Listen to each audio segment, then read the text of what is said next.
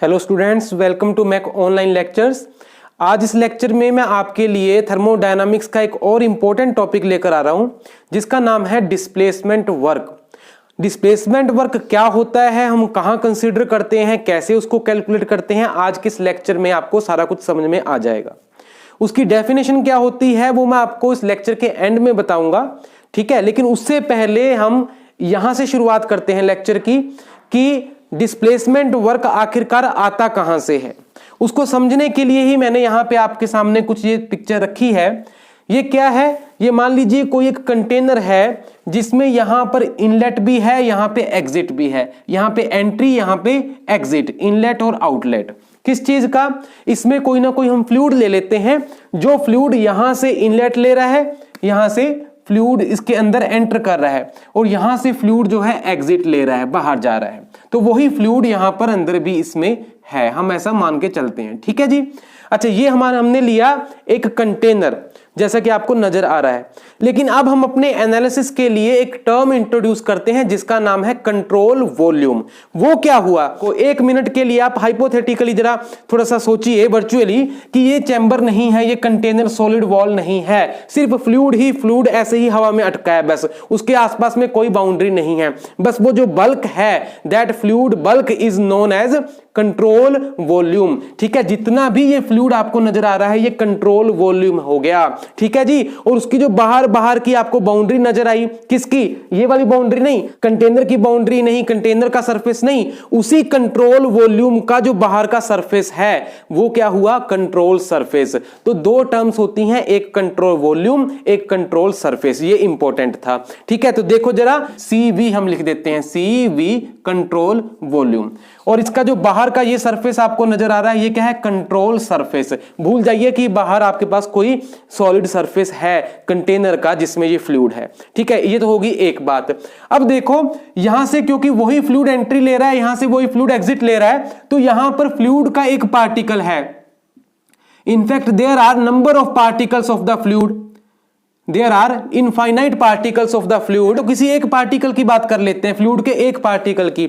जब फ्लूइड का एक पार्टिकल अंदर एंटर करने की कोशिश कर रहा है तो ऑलरेडी अंदर, यानी कि इस इनलेट साइड पर ऑलरेडी कोई ना कोई फ्लूइड पार्टिकल है, ठीक है ना। कंट्रोल वॉल्यूम का एक फ्लूइड पार्टिकल वहां पर है। इस पार्टिकल को अंदर एंटर करने के लिए जो ऑलरेडी वहां पर पार्टिकल है एंट्री गेट पर, इसको हटाना पड़ेगा, डिस्प्लेस करना पड़ेगा। उसको डिस्प्लेस करके ही ये अपनी जगह बना पाएगा। बात समझ में आ गई ना।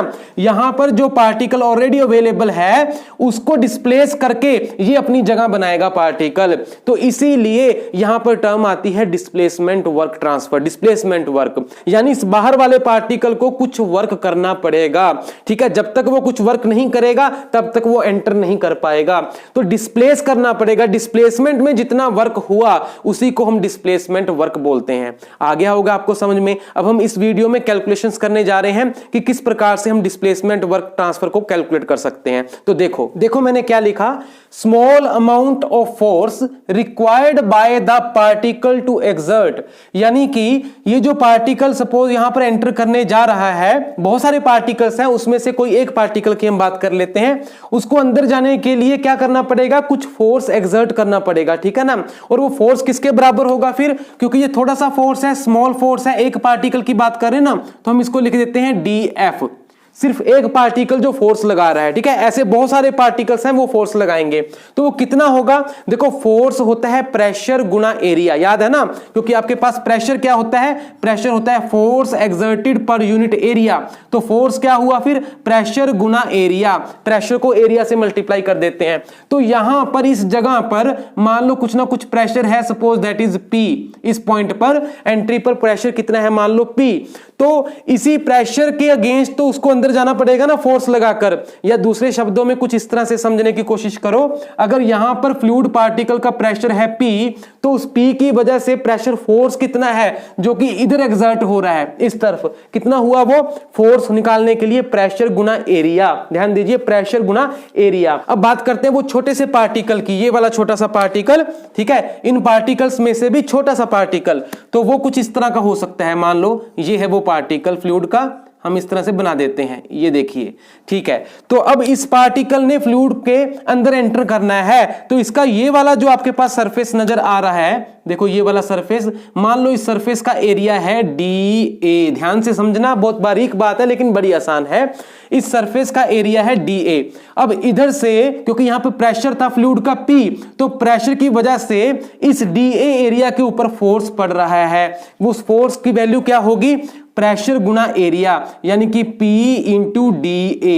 इतना फोर्स इसके ऊपर लग रहा है। अब इस पार्टिकल को अंदर एंटर करने के लिए उसके अगेंस्ट उतना फोर्स तो लगाना ही पड़ेगा ना, तभी वो अंदर जा सकता है। तो यहां पर स्मॉल अमाउंट ऑफ फोर्स कितना आया फिर, जिसको हम DF बोल रहे हैं। अगर यहां प्रेशर P है और इस पार्टिकल का, स्मॉल पार्टिकल का एरिया DA है, तो वो हो जाएगा P इंटू DA। इतना यहां पर उसको फोर्स लगाना पड़ेगा। बात समझ में आ गई? बस अब कहानी आसान है। अब हम क्या कर रहे हैं, small amount of work required to be done by that fluid particle. इस पार्टिकल को, एक पार्टिकल को अंदर जाने के लिए वर्क कितना करना पड़ा?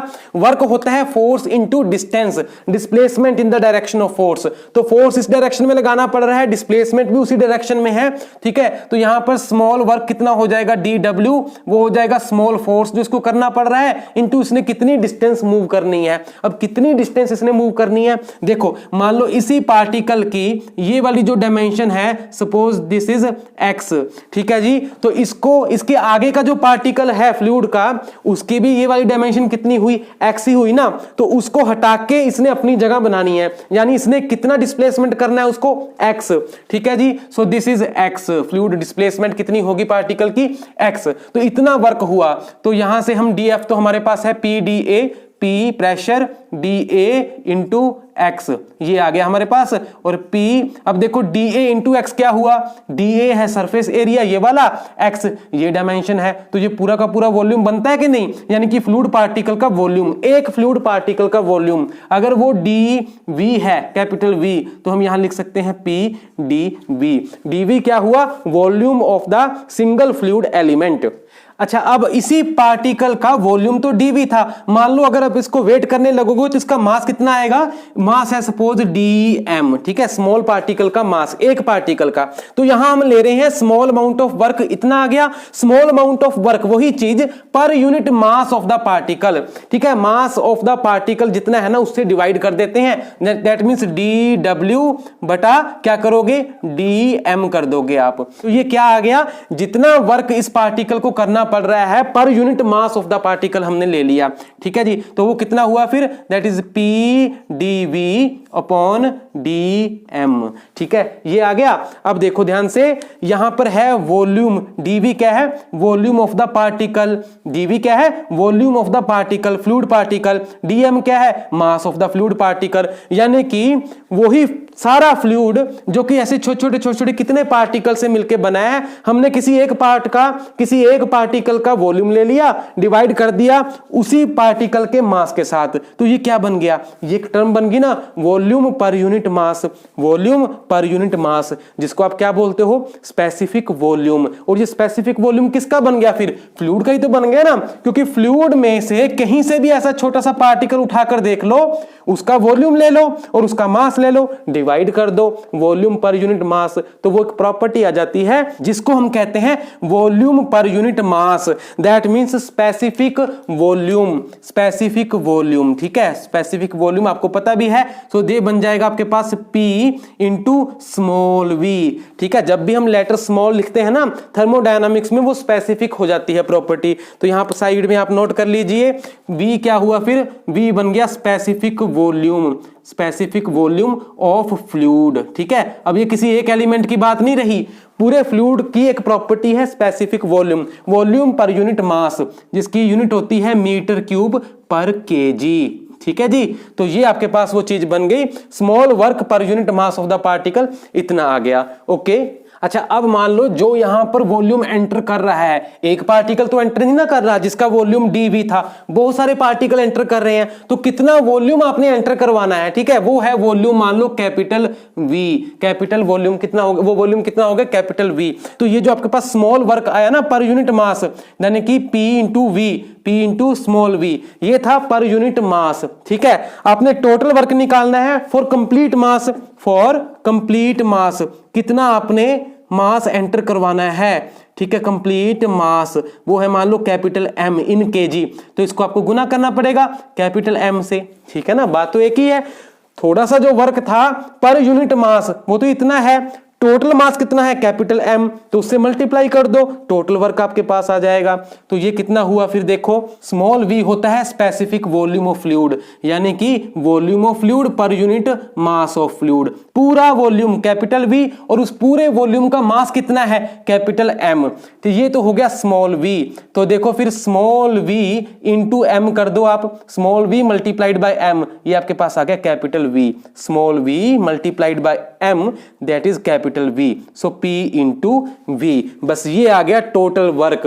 अब मैं आपको पहले ही बता चुका हूं, बात खत्म हो गई है, बस उसको समझना है कि टोटल वॉल्यूम को एंटर करने के लिए कितना वर्क करना पड़ेगा, उसको डिस्प्लेस करके, जो ऑलरेडी वहां पर है उसको डिस्प्लेस करके कितना वर्क करना पड़ेगा अपने अंदर एंट्री बनाने के लिए, वही डिस्प्लेसमेंट वर्क होता है। इसका मतलब क्या हुआ, ये चीज फिर आपके पास क्या बन गई, ये बन गई डिस्प्लेसमेंट वर्क। तो ये डिस्प्लेसमेंट वर्क का फॉर्मूला है, ध्यान दो।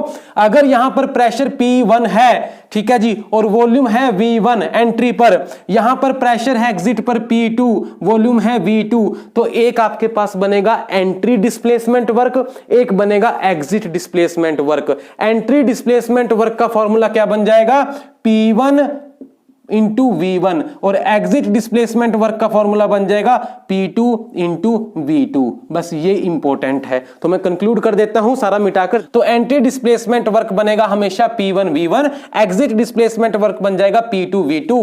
ठीक है, विद साइन कन्वेंशंस, उसका भी ध्यान रखना है। साइन कन्वेंशन क्या होगा, यहां पर फ्लूइड को एंटर करने के लिए वर्क करना पड़ रहा है।